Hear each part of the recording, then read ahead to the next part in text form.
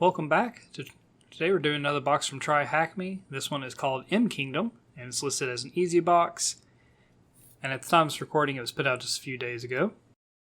And we've already got our machine up and running here, and it only has 2 questions to answer. So we'll grab our IP address for the box here.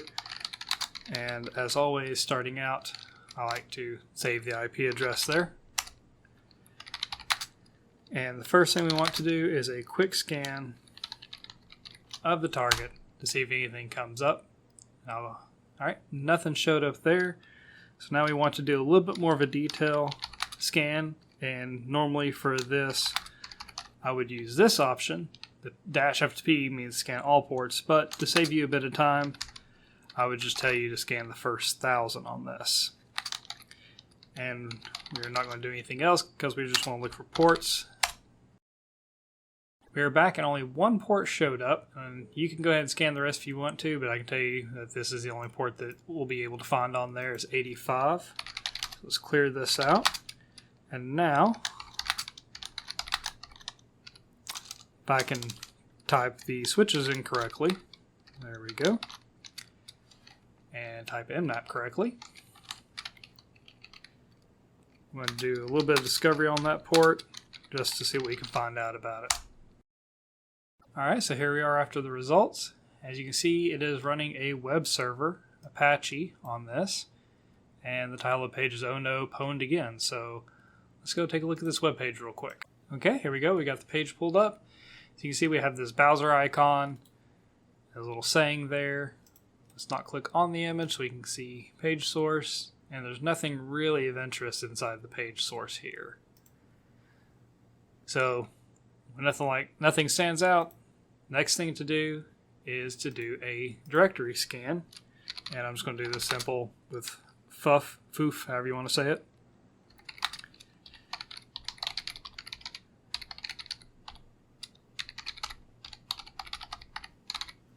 And this file is normally what I like to start with. Simple, easy file. There's only a little over 4,000 words in it, not too much.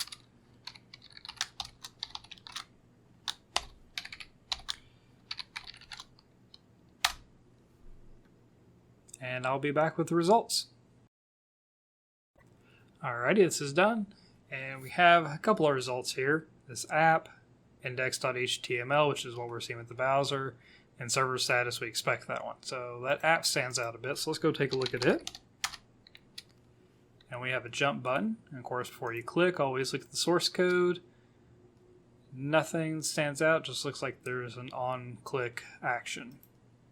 Let's see what happens. Alrighty, make yourself comfortable and enjoy my place. Where's this taking to us? App Castle. Alrighty. So this is interesting. Looks like a blog that Toad is running. So of course, let's always look at the source code, see if anything stands out. And right away, we have this right here. Now, this room is the first time I've come across this, and this is a content management solution delivery system for websites, so that was new to me, so I had to go take some time to research and look into it a bit more. But that's gonna kind of be our key for getting into the box here. And we see this index.php, that's obviously the page that we're on. And as you can see here, the blog, instead of changing right here, shows up afterwards. So it looks like the file structure for this is all the pages are listed after the index.php. So I did look around a bit. I did try to enumerate some things. I had no luck with that. But I did stumble across this. And I'll leave a link to these pages so you can have them, look at them. Someone else was looking for an admin login. And I just went to Google, typed in Concrete 5 CMS admin login page. And I eventually came across this. As you can see, you just need the /login or dashboard after that index.php. So let's go back and try that real quick. Index.php, of course, login. And as you can see, we get to a page. Now again, just out of habit, check your source. And you can look through here, see if anything stands out to you, but nothing really stood out to me or anything that was helpful. I went and tried a few basic things first, some basic SQLi, didn't work. And then just some basic password guessing, and sure enough, admin password does work on this page. So just the password is just password. We're back. That took just a minute to load in. So if yours seems like it's lagging a little bit, just know it's just the machine. So first time I've ever seen this dashboard. Like I said, this box is using something I've never dealt with before. So I looked around, clicked a few things, and as you can see, we have over here a link to files. So if you click on it, it'll come up and show you a lot of images that were uploaded. And you see we have an upload files button here. Now you can try uploading your own scripts or something to see if you can get to them, but as of right now, it's not possible to do that. Instead, what you have to do is come down to Systems and Settings. I thought this was kind of a neat, interesting thing. And you can click on Allowed File Types. These are all the types of files that can be uploaded. So you can get docs, TXT, SWIFT, M4A, a bunch of different things, right? So all we need to do to use one of my favorite web shell scripts is put a .php there. Or just the PHP, no dot, my bad. And now if we go back to files, we go to upload. Now we can drop something in here and let's click on it. And let's see, come into boxes. Come on, open up. There we go, mKingdom. And I'll show you what this app folder is for a little bit. Now this right here, I will leave a link to it. It is hands down one of my favorite PHP scripts to use. And before we upload it, let me show you that real quick. Come on. There we go. And like I said, I'll leave a link down for this down below. Now this is an old one, but it still works absolutely phenomenal. So as you can see here, it is a PHP script. And if you scroll down, when you download this, all you have to do is change this IP and port number right here. And then you can upload it to a web server, then access it, and it instigates a reverse shell. Hands down one of my favorite things that someone's made.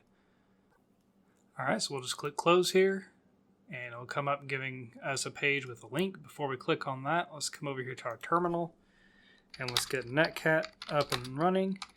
And on this, I believe I set to port quad 8. So now we can just click on this, and you see it's going back and forth there. Come back over to our terminal, and sure enough, we have a shell. So who are we? www.data. No surprise there. This is not a very functional shell, and if you actually want to be able to do things, you're going to need to spawn one. So one of my go-to methods is using Python-C. We're going to do import putty.spawn bin bash. If I can type, there we go. Let me just double check it real quick. Putty, and yeah, back arrow doesn't work here, so I'll have to just delete all that.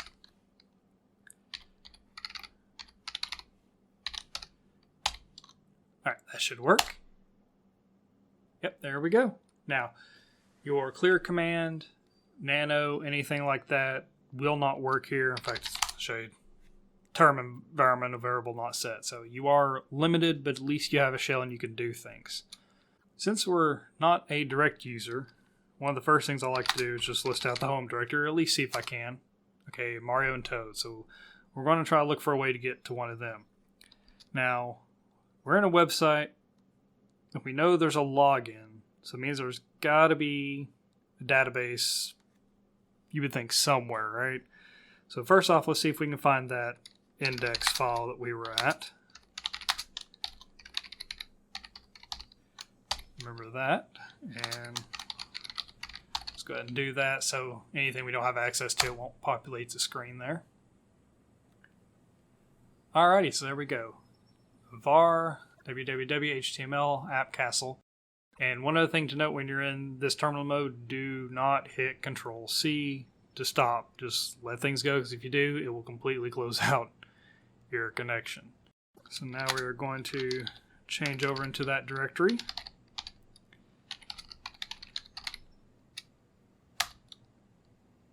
And let's take a look at what we got here. Compressor, concrete, packages, update application, composer, index, robots, txt. Okay.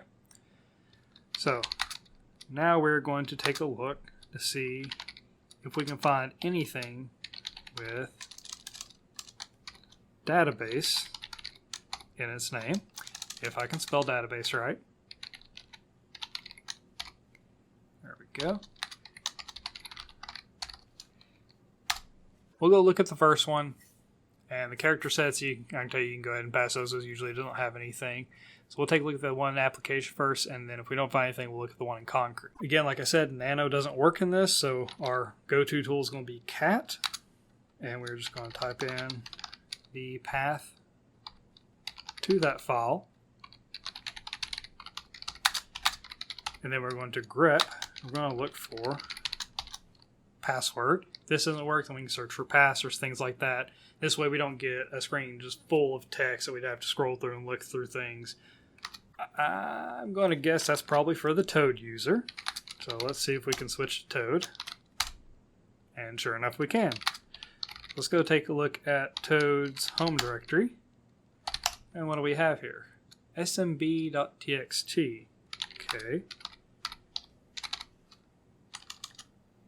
.txt. Get it right? Well, that's cute. Now, can we do anything with sudo? So sudo TACL. If you're not familiar with this, when you do it, it will list the permissions that the user currently has to run with sudo. And we do have his password. Toad may run sudo. Okay. Also, one thing, when you're doing stuff like this, anytime you come across passwords, I would definitely say have a notepad or something ready. And we can just put in Toad and his password. If it print, there we go. So that way if something happens, we need to get back in. No, I don't want to save. We already have our stuff. Okay, so sudo TACL didn't work. So my next go-to is to see if we can find anything with an SUID on it. And how we will do that is use our find command again. And we'll do perm /4000 and see if we find anything of interest. Nothing really stands out here, and normally when you look for stuff like this up here, all this printout, you can use a site called GTFO Bins, and it has a lot of great resources for native Linux applications, how you can get privilege escalation using them. But nothing right here really stands out on anything we'll be able to use. At this point, there are a couple of options you can do. I tend to like to stick with simple, quick things that we can look at. And if nothing else, I always like to look at environmental variables, and you can print all those out using env and take a look through them. Apache, shell, Apache run, user Toad, and password token. Well, that's a double equal, so that most likely is going to be a base 64. So let's see if we can decode that. And indeed we can. So we've got another password here. Now we do have another user, Mario. Remember when we listed out the home directory, we did see a Mario. So let's see if we can change to Mario with this. All right, sure enough we can. So let's come up here. We'll type in user Mario and dump his password right there. So let's take a look at Mario's home directory. Okay. User.txt. So normally we just do cat user.txt, but permission denied. And if you look, it's owned by root. So this did stump me until I remember there was another tool called strings, and I'm used to using it on other things, but I thought I'd give it a shot. And you just type strings, and then the file you want, and it'll print out any ASCII printable characters from in the file. And that will give you the answer to the first question. So now on to how do we get to root. First off, let's take a look at sudo-l. And all we can run as Mario is the id command. So that's not useful at all. And if we do another search for the SUID, see if there's anything that we could possibly run as Mario to get root. And nothing else that stands out that might be able to help us. So let's take a look at that SU. Okay.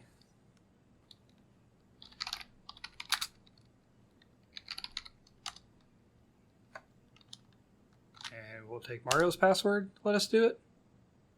Nope, authentication failure. So this actually did stump me for a little bit until I caved in to use one of the tools that works, but I tried to avoid uploading files to machines as much as possible on these boxes.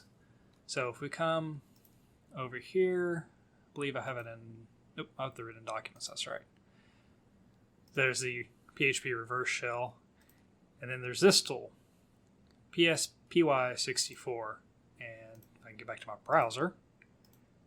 Again, I will leave a link to this. This is the GitHub repository for it.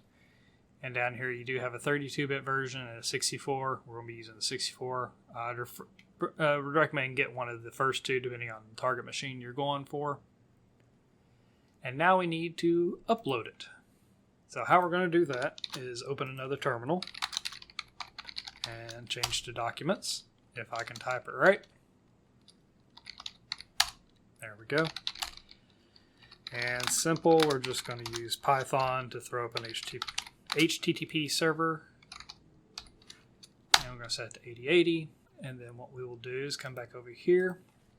We'll use wget HTTP. Throw that up. Put in the port. 8080 is what I put. Do /. And we're going to type the file name. And there we go. So if we look, we have it locally now. So we come over here, kill that. Now before we run it, we need to make it executable. If I can type, oh my gosh, there we go. And then we can just run this. Now what this will do is get the list of running services and print them out to the screen.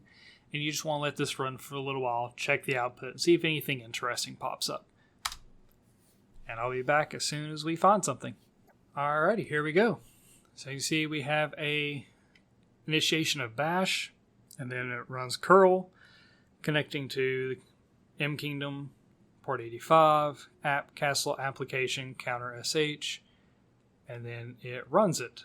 So that's going to be our next step, is to set up a file for it to download and to redirect it to our machine in order for it to grab it. So now going back to the stability of this terminal type that we have, remember I said don't hit Control-C because it will just exit you out completely. Well, we have to here. So as you can see, I'm back onto my machine. So no big. This is why we type the passwords. We'll just get that running again. Close that web page, come over here and click on this again. And we're back in. So we'll just use the Python to get our shell running again.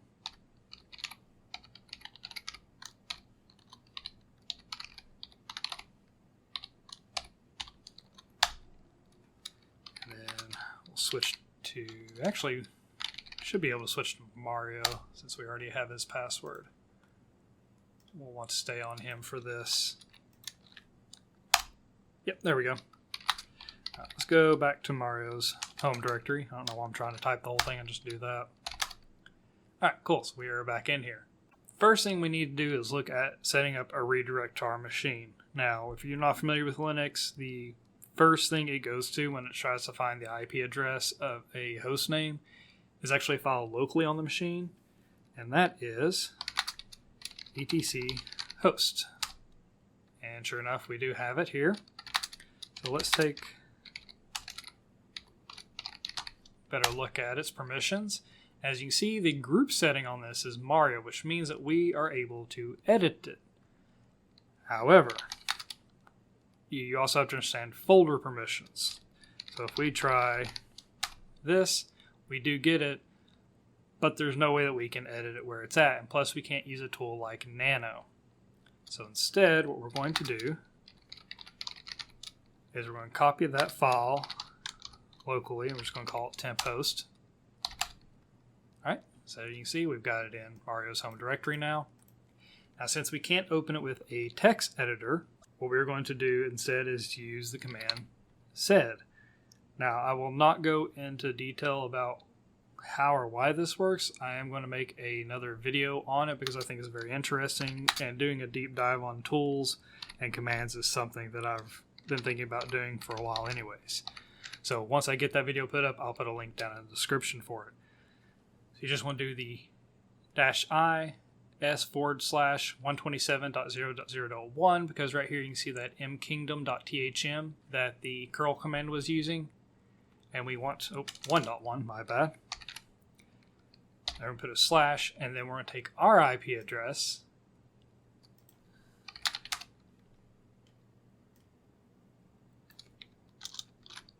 and put that afterwards. /g, and then the name of the file. And what that'll do is go into this file and look for a matching address, this 1.1, and then it'll replace the whole thing with what we have here. If we type things correctly, that is.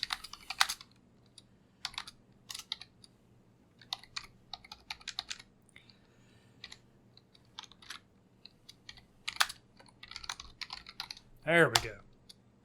Alright, so if we cat the file, just to show you real quick. Oh yeah, it's owned by root, so we can't do it. But if we use strings, there you go. We can see that the IP for that has been changed. So what we're going to do is we're going to copy this back to the host file. There we go. And now if we do cat on that, there we go. You can see it successfully copied over because we are getting that same IP address. Now, we come back over here. We are going to change to our box directory because we're going to have to run another web server.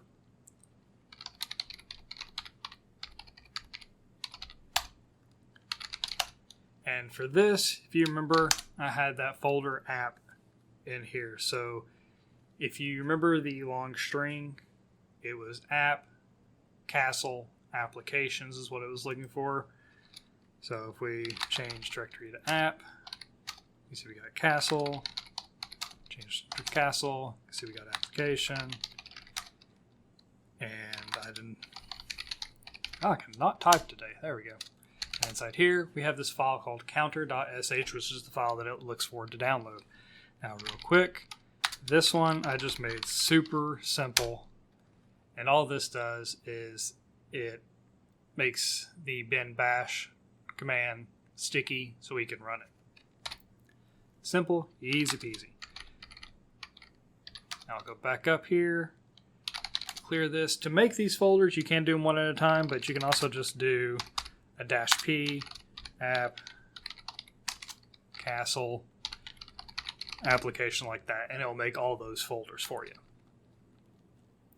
So real quick, we will just run the server again, and it was looking for 85, and then we just sit and wait until this shows that there has been a connection. I'll be back once that's done. Alrighty, so as you can see here, we did get a connection and it pulled it over, so we can go ahead and close that, come back over here. And now we should be able to go bin bash -p, and who am I? And we are root, so we can just change to the root directory, list it out, and then we can just... Actually, with the way everything else has been on this box, let's take a look at the information. Okay, you can just cat it or use the strings tool to get the answer to the last question.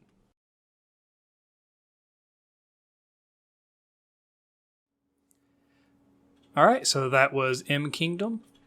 Hope you enjoyed it. Please leave a like and subscribe. And is there anything you would have done different about this box? I'm curious. Let me know down in the comments below. I'll see you next time. Have a good day.